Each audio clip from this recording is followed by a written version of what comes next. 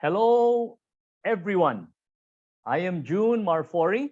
I am an executive coach, consultant, trainer, facilitator, and a director of POWERinU Philippines. And we welcome you to this complimentary webinar, Leadership with Values. Without further ado, allow me to introduce our speaker. Our speaker tonight is Terry Allen Faris. And Terry has over 30 years of experience working with individuals, families, and companies in helping them to define their values and incorporate them in their daily work life in order to make a positive impact. Terry is currently the chairman of Adventure Co. Asia Pacific, chairman of DDLS Philippines. Terry is also director of Arowana Impact Capital, chairman of the Education Committee of the American Chamber of Commerce Philippines, and also a trustee of Ramon Aboitiz Foundation. He actually has numerous other roles, but that will fill the entire evening for me to read, including his accolades, achievements, and previous prestigious and very highly credible positions and designations in the past. But without further ado, let me just then hand it over to our speaker. Welcome, Mr. Terry Allen Faris. Terry? Thank you so much, June. It's such a pleasure to be here with you. I have to thank everyone that's invited me to be able to speak here. So I'm very excited to be here. So I thought that I would first, let me just share my screen. I hope all of you can see me. And okay, so I thought that this evening I would share with everyone a little bit about myself and how I got to be where I am today. Hold on, let me just see if I can, there you go. So my journey, and I think that each of us, I was looking over the participants who are joining here this evening and those that are watching on Facebook. Each of us has our own journey. Before we started, we were having conversations with June, and with other individuals about their journey, where they live, what they did. Each of us has a very different journey. As we look at, hold on one second. As we look at our journey and we look at our title tonight on Leadership with Values, I thought that I'd kind of go back. My personal journey started when I was watching my parents. I watched my parents at a very early, young age. And what I saw, I grew up in Hawaii, so similar to the Philippines. I think 33% or 35% of the Hawaii is Filipinos. My parents both were engaged with Castle Medical Center, a nonprofit hospital in Hawaii. My mom was president of the auxiliary. She had over 200 volunteers. She headed up the fundraising for the hospital as a nonprofit. And my dad was head of radiology at the hospital. And from a young age, we lived very close to the hospital. I got to interact and to see my parents firsthand on how they engaged. My dad had 50 staff, how he engaged with them, and also with my mom out volunteering into the community. And I really picked up and I saw that the values that my parents had really kind of ingrained into me.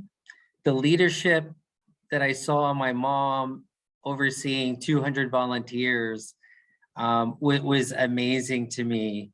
And when she would lead out on the fundraising, and it was something that I really picked up. When I would talk to the staff, I interacted a lot with my dad's staff, they would always tell me, wow, your father is probably the best boss that we've ever had in our lives, just because he had some great core values. So I have to say that they were my foundation on where I am today.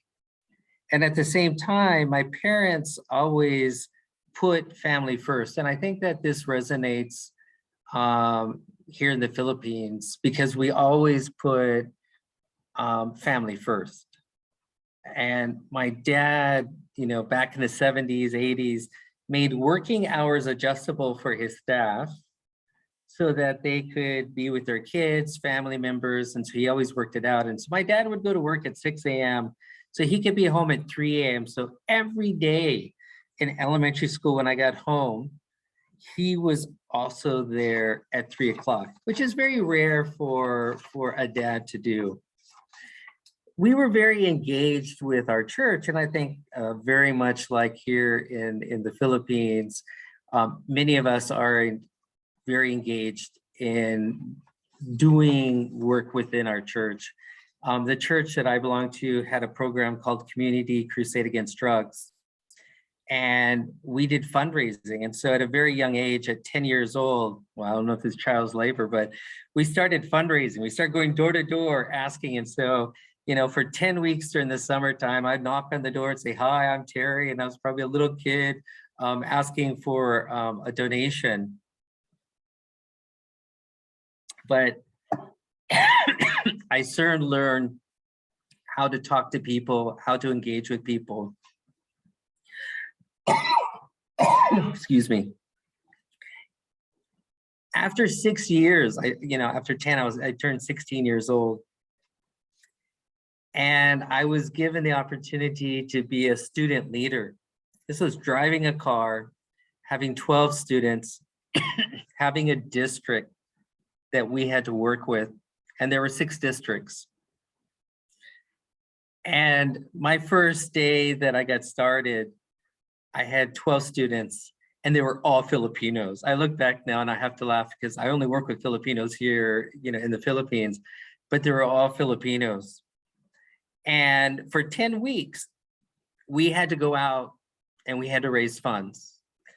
And I immediately, as a young person, looked at how my parents looked at leadership. And I said, I have to lead by example. And I shared with them the door-to-door that I had done the 6 years prior. And I actually went out with them. I listened to them.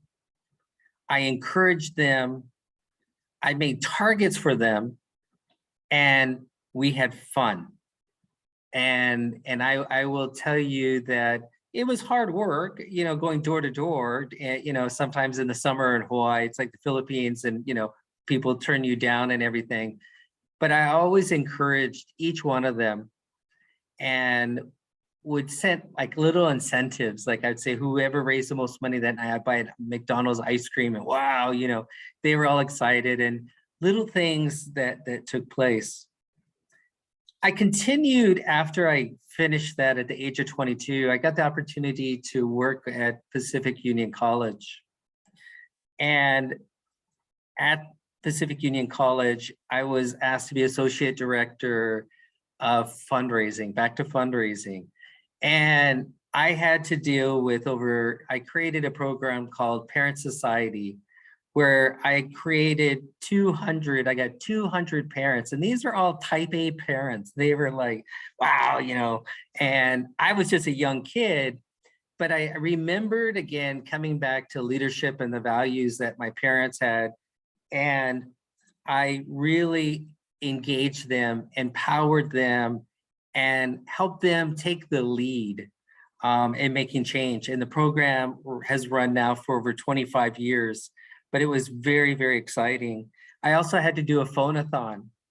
And for 2 months out of the year, I had to bring 40 students and had to lead them to help raise money, picking up the phone, calling and talking with donors, of the alumni, but creating incentives, encouraging them, helping them to see what was really important, and how a donation for scholarships changed their lives. I was very lucky. If you remember, my mom was the head of the auxiliary at Castle Medical Center. 20 years later, the mentor that had worked with her worked with me. His name is Milton Murray. And Milton Murray worked with philanthropic services for institutions around the world. And he had 2,500 organizations that he had to work with. But he worked with me. I got into a program under his mentorship, and for 3 years he mentored me. And one of the things that he taught me, he said, you know, Terry, to be a successful leader, it's lifelong learning. You always have to be learning wherever you are. If you have 1 staff, 2 staff, volunteers, if you have 50 staff, whatever it is, you have to constantly learn how to become a leader and to have a mentor. And so he really mentored me. And one of the things he told me, he said, Terry, I would like for you to write out your values. You know, what is important to you and how are you going to engage in this? And so one afternoon over the weekend, for the first time, I sat down and I wrote down what I thought was important was my values. I look back at what my parents had done. I always said family's important, integrity. My dad said, you know, you're only as good as your word. Compassion, humility. I have to say that Milton Murray, to me, traveled the world, was probably one of the leaders in the impact sector in the world at that time, but he was the most humble man that I ever came across. And he also said you have to give back. Giving back to a community, engaging into community is so important. And one of the things that I've learned as I've gone through working with many institutions, that giving back was a great way to engage my employees, take them back. And so you probably heard of corporate social responsibility. So when I was in Hong Kong, I moved to Hong Kong with my family back in 1997, again, with the church, and I was invited to come to a hospital and be executive director. And I go, okay, how am I going to be engaged when, you know, I'm a foreigner in a very, you know, Chinese culture? And what I found was that the Chinese, like all the rest of Asians, have very core values. And we're very, very similar to mine. And, you know, every Sunday, family would get together. So I worked with over 150 staff and really worked with them, talked with them, engaged them, empowered them, which to me was very exciting.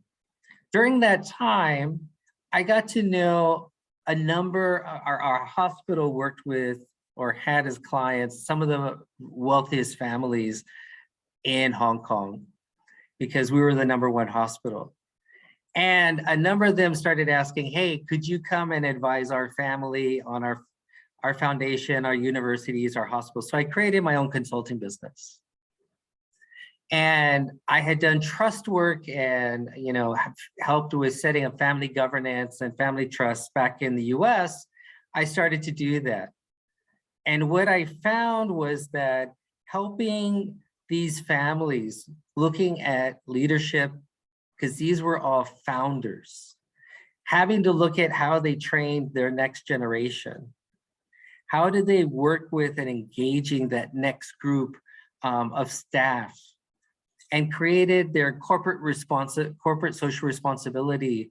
And we started an organization called Caring Companies, which today has probably 3,500 companies, but 80% of those come from family-run businesses. But it was sitting down and talking with the founder, the pioneer, and helping them look at what were their core values and how did those values fit into the next generation? How did they engage with their managers? How do they engage in their companies? And what we found was that those companies that the leadership shared their values were companies that actually did better, grew better, just because the people that worked in it, really became passionate and looked up and understood the leadership. Of course, it's for profit, it's a business, they have to run this. I then had the opportunity to move over to Singapore. I joined UBS Bank, headed up key clients business. And there I had staff all across the region, in every country. And again, we worked with the ultra high net worth families. But as I worked with my staff, I empowered them, I engaged them. In the banking industry, they're very strict. The banking industry, it's how much revenue you bring in, full stop. At the end of the year, they don't care how nice, how great everyone is. And so for the next 10 years, I had to work in an environment that we had to hit our numbers and make sure that we did, that we were able to make a profit for the business. But at the same time, I kept using my values. And with every one of my employees, I shared my values with them. And I have to say that for UBS Bank, back 15 years ago, the number one reason why young people wanted to join the bank was because of the culture and the values that the bank had. Sorry, I'm just turning pages. As we looked at, as we look at leadership, I think that there's so many definitions. I think that all of us have heard so much about leadership. And I'm not sure, I hope that you get something from what I'm sharing this evening. But I have some examples of leadership. And for me, a leader is best when people barely know he exists. When his work is done, his aim is fulfilled. That can be he or she. So I apologize, but this is a quote. They will say, "We did it ourselves." I have always worked in this manner where I empower my people, make it their idea, and help them at the end of the day. When I look back, a lot of the programs, the initiatives, the foundations, associations, they are the ones that said that they did it. Now, we also have a different approach with leadership. Leadership is a capacity to translate vision into reality. Now, how many of you have ever written down a vision statement? It can be for yourself, even a mission statement. Because a vision and mission statement allows you to incorporate your values on where you want to go. And I think that this one is also really important. The other one is leadership is lifting a person's visions, high sights, the raising of a perfect person's performance to a higher standard, the building of a personality beyond its normal limitations. And this is what, to this day, I have probably altogether 100 employees here in the Philippines in all the different companies that I'm in. And my whole goal is always to help lift them up, to make them more successful. And the more successful they are, the better I feel that I am. And by empowering them and engaging them. At the same time, when we talk about leadership, we also have to look at who are our stakeholders. And I worked as the Chief Development Officer at Nanyang Technological University. And I had 50 to 60 employees. They were spread out all across the university. We had 25 different schools and centers and institutions who are our customers that we had to work with. We had communities, we had alumni and everything that we had to work with. And, you know, if you're in a company, it's your investors and, you know, it can be your regulators. So how do you, as a leader, and take the values that you have and engage it in all these different areas? I mean, today I was on the phone. I have a BPO here in the Philippines that we started, talking to a customer, helping them to understand, you know, how do they work with here in the Philippines? How do we communicate? How do we engage? But using the same values and leadership and bringing my staff along so that they can learn and then they can take over, if you want to call it account manager or whatever it is, that they can take a lead, it is really incredible. So as we look at, again, coming back to your leadership, how do you look at your stakeholder groups? Some of you I know I've seen on that are students, some are chairmen, some are staff people. The key thing is that you have to look at who you are. What do you stand for? What is the kind of organization that you want to work for? I'm very proud that one of the organizations that I'm on the board of is Arowana Group. The founder is Kevin Chen. He's probably, out of all the companies I've ever worked with, probably one of the greatest leaders that I have ever come across. We have offices in the Philippines, Singapore, Dubai, London, all across Australia, and a number of companies. And what he has done is that he has made down core values. And under his leadership, he has said humility, solidarity, tenacity. Now, it's a B Corp company. It's a profitable company.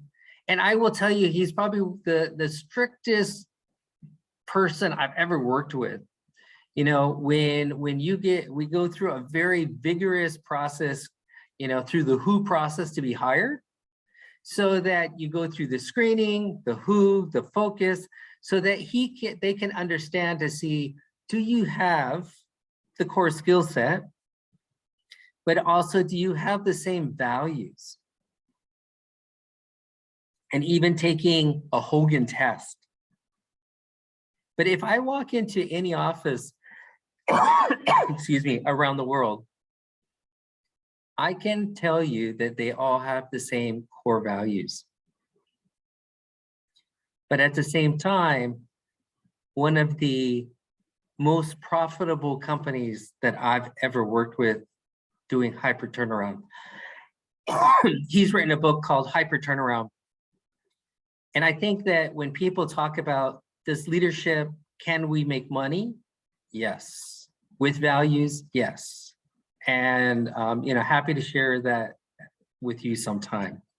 At the same time, I've been very blessed by the Aboites, the Ramon Aboites family, to be invited as a trustee of the Ramon Aboites Foundation, and also on their Cool Adventure Camp, where we take young people and we do leadership. You guys have probably heard of Outward Bound. And in Cebu, there is an incredible Outward Bound, you know, which is owned and developed by the Aboites Foundation and trains thousands of young people every year. I think before COVID, up to like 12,000. And many of these kids have never had the opportunity to maybe live anywhere outside. And they come and they stay for 3 days. They learn leadership, they do trust and everything. But I have to say that the RAFI's leadership principles are amazing. And, you know, Don Ramon Aboites, and, you know, we're talking here in the Philippines, he talks about integrity and authenticity. The biggest fortune I have is my word and my reputation. Money can be lost, and can be recovered.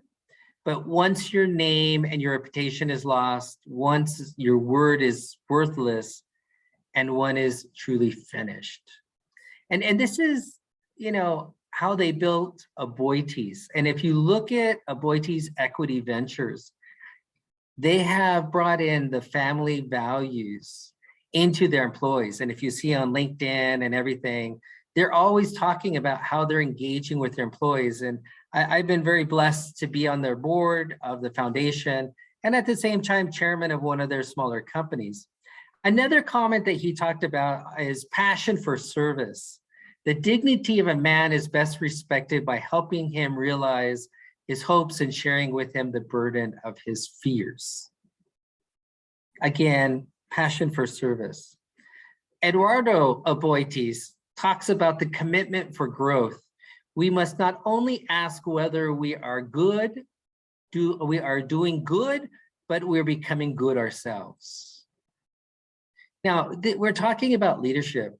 I was talking with June before, and in companies, at the end of the day, we are looking at our bottom line. How are we going to make a profit? How are we going to get there? But I really believe through Arowana, through when I worked at UBS, when I worked, you know, across the board for family offices, that those family offices that had core values and were able to identify the right people, we actually were very, very successful.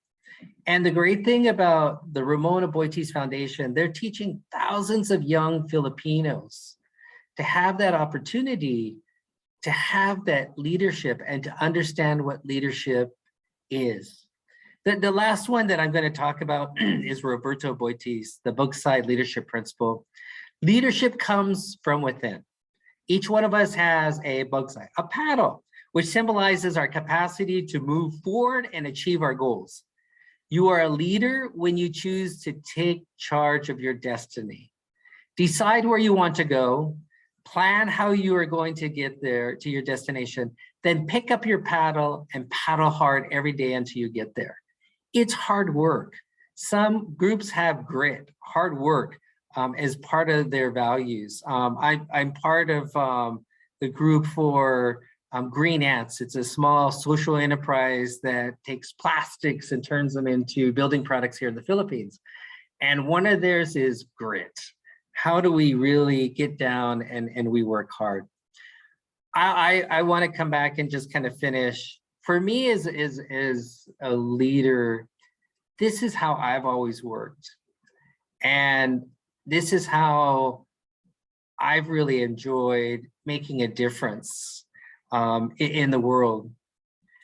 One of the things that I think that I hope that each one of you will do tonight is to write down, what are the 5 values that define you? How is that going into your leadership? How are you making impact? I'm a lifelong learner. I was the Chief Operating Officer at the Asian Institute of Management Scientific Research Foundation here in the Philippines. And I will tell you that I've come across people who are life learners. You know, people who are 50, 60, 70 years old, and they're taking leadership training, they're taking all kinds of courses. I think that each one of us has a journey. If you're still in university, what is the journey you're going? If you're chairman of a company, how are you impacting that company? If you're a director, you know, like June and the team, you know, you guys are amazing because you're out every day and you're coaching people. Today with one of our companies, we had someone come in and talk about, you know, better business communication. How do we engage with customers and everything? So I want to thank you so much. I hope you kind of walked away tonight with an understanding of kind of the journey that I've gone through. Because for me, I like stories. I grew up around stories, and we can go into and we can have 100 different pieces and literature on leadership. But I thought that I would share my experience, and I turn it over back to you, June. Well, thank you very much, Terry. And I'd like to join everyone to please just give our speaker today a round of applause virtually. Thank you so much, Terry.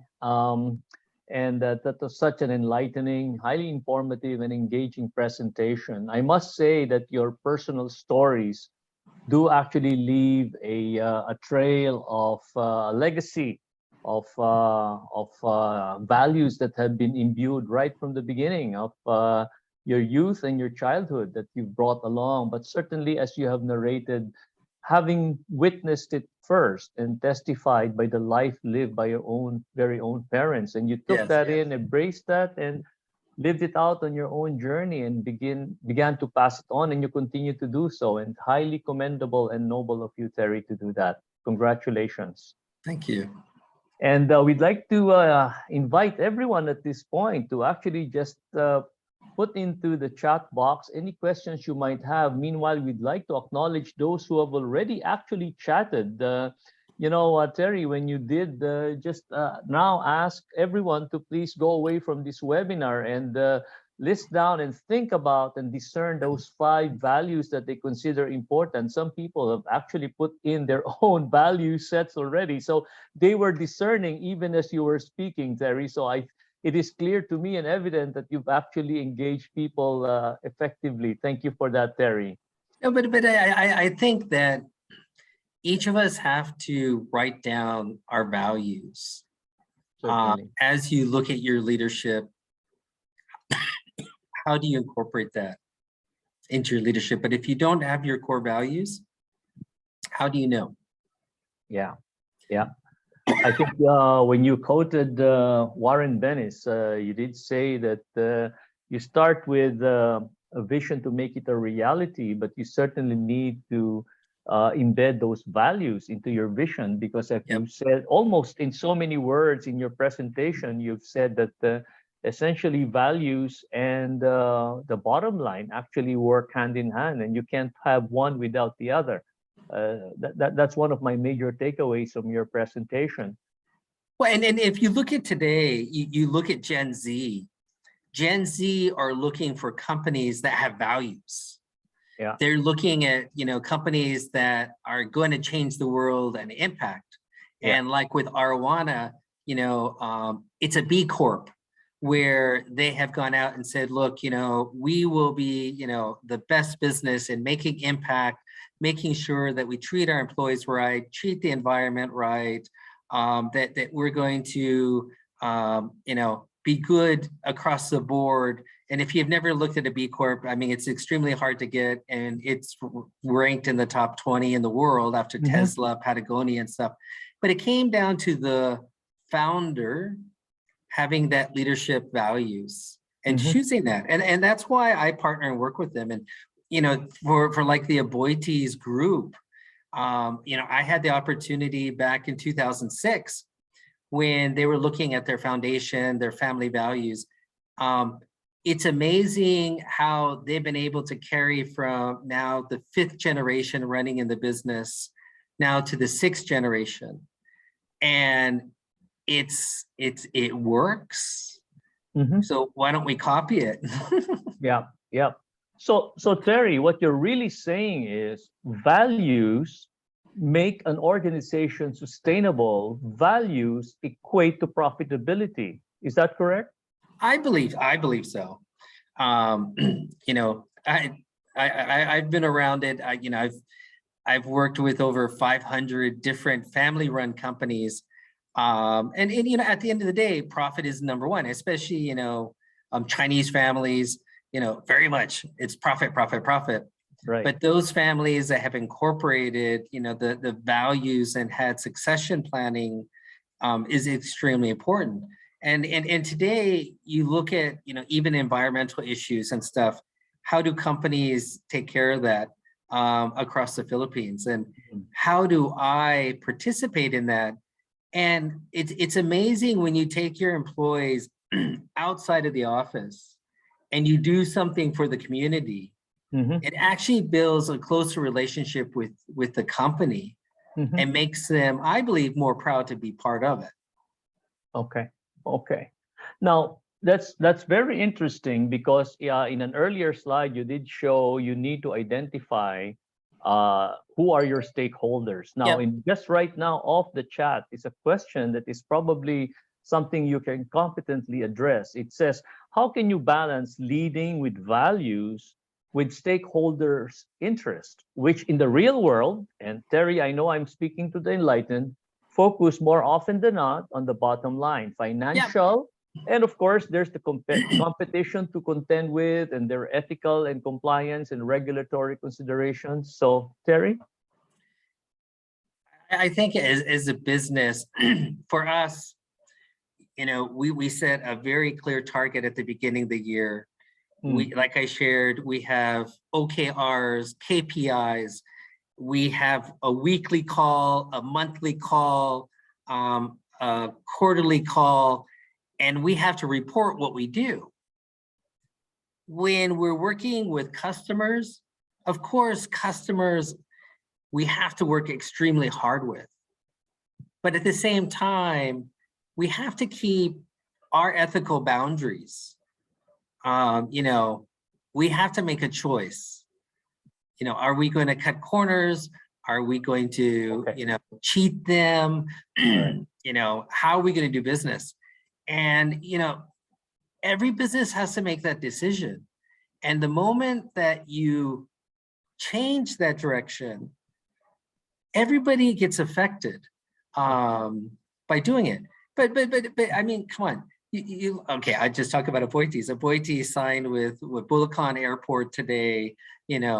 These guys, work very hard and they believe in their business and the family believes in it. You look at Ayala's, you look at the C's, you look at any small business. We have to make a choice, but at the end of the day, we're here to make a profit. Yeah. So we have to balance it, but at the same time, we have to stick with what I believe is our core values. Okay. And it's hard sometimes. Sometimes you have to walk away from a client and just say, you know what, this is a relationship that's just not going to work. Okay. So that's integrity too, and authenticity, which you made mention of earlier. Yeah. And if I'm picking up from what you're saying now, is that there are a couple of non-negotiables. One, of course, is the bottom line, the reason for the organization to exist in the first place. Yeah. Which is, being accountable to its financial stakeholders. But at the same time, you can make a decision. You can decide to pursue profit with no values, but you can decide to pursue profit with values. And more often than not, from your own experience, one with values often wins better. Yeah, and if you look at corporate social responsibility, and Philippines is probably one of the best. The companies are really engaged out in the community and everything. It really transforms the employees. And so I've worked with hundreds of foundations of companies, and I'll tell you, getting them out there, getting them excited, when they get back in the office, they want to work harder. They're looking, hey, we got to make more profit so we can put away, give money away and everything. And so to me, it can be a win-win situation. Okay. Terry, here's a question that was actually present, but let me link this to one of the statements you made earlier about an organization you made direct reference to, which today, having been sustainable and has sustained its success over 6 generations, the question is, how can you pass on and effectively ensure that those values are embedded, embraced, and practiced by the mid-level, the senior level, or the frontliners to make sure that it's passed on from one generation to another? I mean, when you're speaking about the owners, that's probably a no-brainer. The owners need to sustain the pioneering and foundational values you use to establish the organization. But when you're speaking of employees, how do you pass that on, Terry? You have to really work on it. It's not easy. As you create your culture in your business, as you're going from one generation to the other, as you're working, like with all of my staff, I have maybe 7 or 8 that will report directly to me. I'm constantly talking to them about, how I can help them improve, how I can take them to the next level, telling them that they probably will have my job. And by having my job, I hope that they have the values that the company has. And so like Arowana, once a quarter, we bring all of the people together online, wherever it is, and we always bring up those core values. And then it's our job as a manager to go down to the front line and continue, and that's why we have a weekly call with each one of our frontliners that report to us. So all the way down, and we try to make sure, but it's a very concentrated effort. It just doesn't happen overnight. It takes time for you to do it. And I will tell you that it's very worthwhile to do. So you live it, you breathe it, you pass it on, you role model it, you walk the talk, and all that. And then I harass you when you're walking to the stop sign. It's a relentless. To you about this. It's a relentless pursuit. Yeah, you did that to me, right? Yes. Terry, we have a raised hand from Nolo, and unless I'm mistaken, this is Nolo Avancenia. I'm not sure. Nolo, is that you? Would you like to just unmute yourself? Did we lose him? Okay. Maybe Nolo is still here, but let me read something off a private chat here. From your view, Terry, what is the formula that works in leading profitably in the market? And this is regardless of the industry, but at the same time leading in caring for society and the environment. So obviously down your alley, something that you do, something you've done. So how'd you do this? Well, I mean, I can take example. We started from scratch during COVID, one of our back office companies, and we grew it. One of the companies that I'm managing, and we started from scratch, and we've hit over 1.5 million in revenue. But I will tell you that in the 2 years, the people that I brought on board and how they're engaged, we've really, again, we went through the whole WHO process, did Hogan tests and everything on every last person to make sure that we're very, engaged and, have kind of the same mindset. But even during COVID, we did a 20% over our target. So we exceeded it, and which was very exciting, because it was a very challenging time. We also engaged back into the community as much as we could. One of our other companies, we invested into a company called Green Ants, and Green Ants, like I talked about, this plastic to building products. And we just had a new law that all companies that produce plastic have to collect that plastic or have someone collect it and make sure it's not thrown away. And so all of our team now that's been working with me have been meeting with so many different companies who are now saying, hey, we have to be responsible on our, plastics, which the Philippines is #1 in the world in plastic pollution in the ocean. We make up 36% of all plastics in the ocean. And so I've engaged my team. But at the same time, we did a 20% over our target. And our target was quite high, which I was excited. And I'll tell you, we've empowered the team. I've told, like even today, one of who's been with me for 5 years, he came with me from Asian Student Management. I said, you have to feel like you're the owner of this business, and you got to take the lead. And that's kind of like with Sao, I step back and I have them take a lead, but at the same time, I want them to be engaged and, do understand that there are a lot of family constraints and everything during COVID. But now as we've moved out, how do we get out and we do more? Yep. Certainly not an easy decision, right?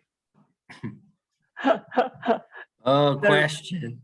Terry, I was going to ask a question, but there's one that came in through the chat. So let me get to that first before I get to the question which was pre-sent.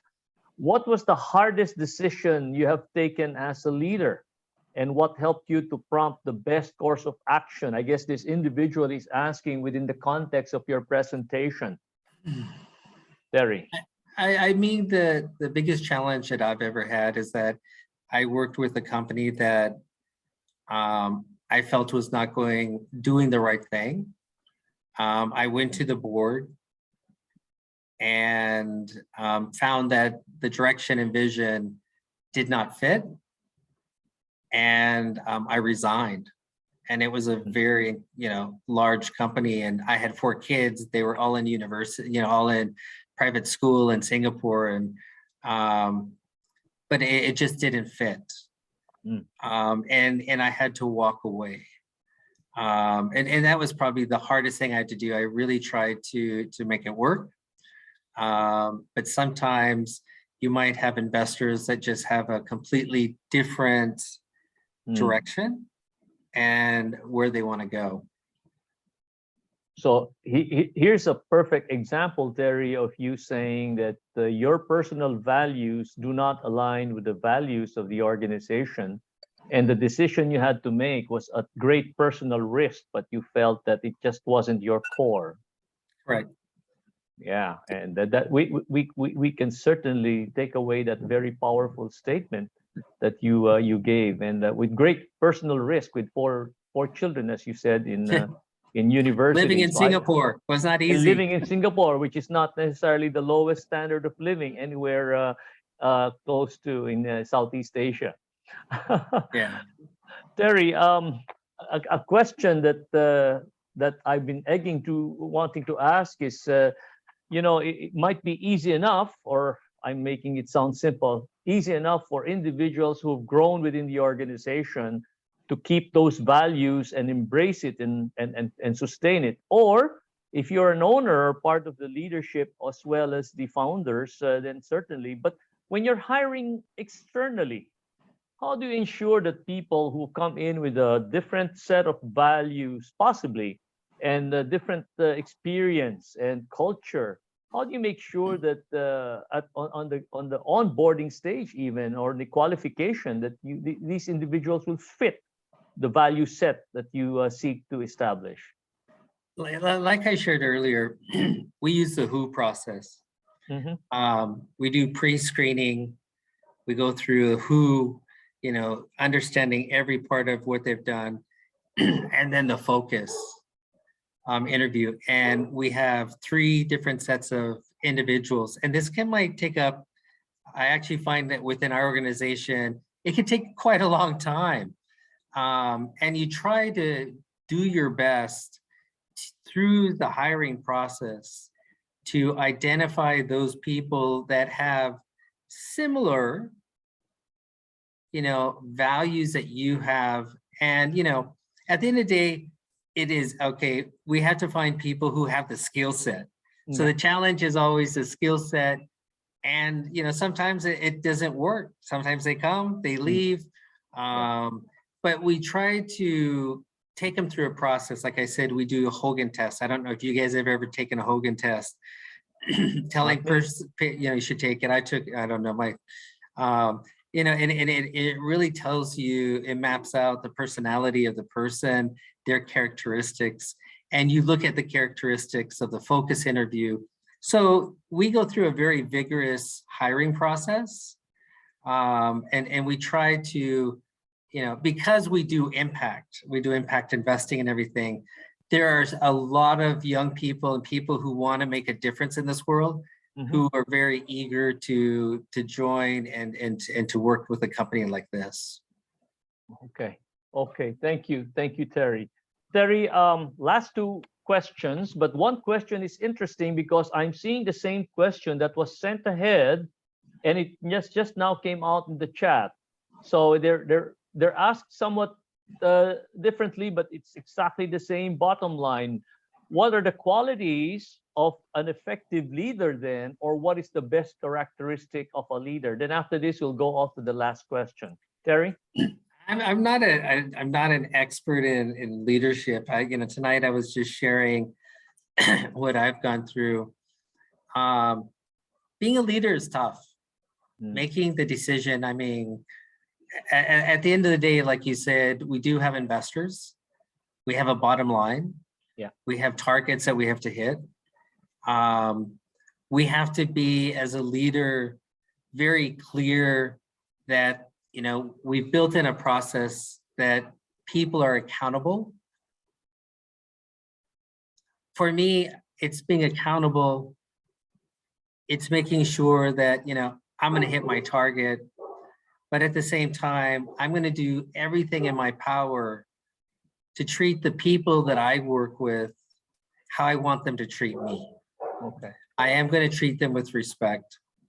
But if you're not going to deliver, I'm going to give you those chances. I will give you the warnings like we have to do in the labor here in the Philippines. But we do, you're going to have to let people go. So leadership is hard. It's not easy. Okay. So comes a time when you need to draw the line, but you continue to push on with values and make sure that that's balanced with the need to meet performance expectations. I was going to throw in the last question, Terry, but let me just read off the chat, and this is the last question for the evening. Is showing vulnerability as a person also demonstrating strength as a leader, Terry? I think that, I look at great leaders. I look here in the Philippines. Those who are compassionate, I really respect. They work very hard. Again, if you're a publicly listed company, you have investors, you have to deliver. Rolling up your sleeve, working with the people that you have, empowering them and helping them become leaders, because each one of us, the moment we take a job, we have to look at who's going to be my successor. And I think a great leader constantly looks at who's going to be their successor, how am I going to mentor them, and how am I going to get them to take my role, that when I walk away, no one really notices. The business continues to grow. I've just moved away, but the new leader is in place. And that's how I always work in everything I do, is that I want to be able to walk out the door tomorrow and know that this business will continue to grow and be more successful than when I am, because I always hire smarter, better, brighter people than I am. And I will tell you, the banks, the university, when I walked away, people didn't even miss me. They didn't even know that I was gone. And so like a month, 2 months, 3 months later, they go, "Hey, Jerry, can you come to the office?" I go, "I don't work there anymore." What? And I think that is what we have to be able to do. Yeah. Okay. So that could very well be your legacy, as you would say, perhaps, Terry, that the best thing that we can do for the people we lead is to help them become so effective at what they're doing that we redundate ourselves, huh? Yeah, Terry? that's our number one goal. We That's should our number one redundate, goal. and then we're out of there. Yep, there you go. Well, Terry, it has been an extremely engaging, interesting presentation and question and answer portion. I certainly hope that we have not disenfranchised anyone, because I've seen a lot of people in the chat box who have failed to acknowledge all of them, but we want to say thank you to all those who sent their questions ahead of time, those individuals who continue to just give generously of their opinions and thoughts in the chat box and give affirmation. Once again, thank you very much to Terry Faris. And let me just enjoin everyone to please give Terry a virtual applause and express our appreciation for what I think is certainly a very informative, engaging evening and a presentation. Thank you so much, Terry. I'm privileged and honored to have you here. Thank you so much. Thank you for inviting, and thank you, everyone. Like I said, life is a journey. Each one of us, you never know where it's going to go. But thank you so much, June. Thank you for everyone. Thank you, Terry. And certainly we hope that this will not be the last time that you would grace our webinars. And so with that, let me just move on to just some final announcements and reminders for everyone. So just you don't miss out, please subscribe to www.powerinU.com.ph to get updates on events, webinars, and free resources from POWERinU and our partners. Thank you for joining us once again in this complimentary webinar, and we look forward to having you back here on October 12th for the webinar called Empathize to Engage. Empathy, or seeking to understand another person's perspective and feelings, is an underrated leadership skill. Employees across the globe experience significant stress as a result of the pandemic, and even in the current climate, continue to feel anxious as things remain uncertain and highly volatile. According to research done by Catalyst, when leaders are empathetic, people are more innovative, feel better about coming to work, and overall are actually better to navigate the demands of home and work. In this October 12 webinar, participants will learn more about the distinction between cognitive and emotional empathy. They will also learn the practical skills of empathy through active listening, understanding, and offering of support. They will walk away feeling more confident about their ability to lead and support their team so they can be the best of themselves. Our speaker will be Cheyenne Yeo. Cheyenne is a TEDx speaker. Wow, something to look forward to as well. One of LinkedIn Asia's top mental health advocates to follow, and founder of Happiness Scientists. And everyone who registered in this webinar will automatically get an email invite to our next webinar. Last announcement, we are now announcing the POWERinU Public Workshop. We'd like to invite you, especially those who lead or are part of the sales and business development teams, to please register to our facilitator-led online public workshops coming this November. The BEST, or Building Excellent Sales Team program, is a strategic solution selling workshop that aims to teach the skills, processes, and tools that will help achieve business development, sales, and account management plans and activities with more predictable, repeatable, and measurable results. The BEST program focuses on the foundational business development, selling, and account management skills, and we encourage sales managers, business development managers, account managers, sales representatives, sales support team, and top senior managers who lead support sales teams to please join us. You can register to this BEST program per module, or you can register to all 3 modules so you can avail of the discount. We also have an early bird discount for those who will register on or before the 30th of September, or you can avail of the group rate if you register as a group of 3 people or more for your company. Just go to POWERiNU's webinar to register directly. Lastly, everyone can access the recording of this webinar through POWERiNU's website, Facebook page, and YouTube channel. So before we officially end, we would like to request 10 seconds of your time to answer this short poll so we can get your feedback. And you can scan the QR code in the screen or click the link we sent in the chat box. Your responses will help us further improve. Thank you in advance for your feedback. So once again, Terry, thank you so much. Thank you everyone who was here this evening. Have a pleasant evening, a pleasant day. Thank you. Goodbye.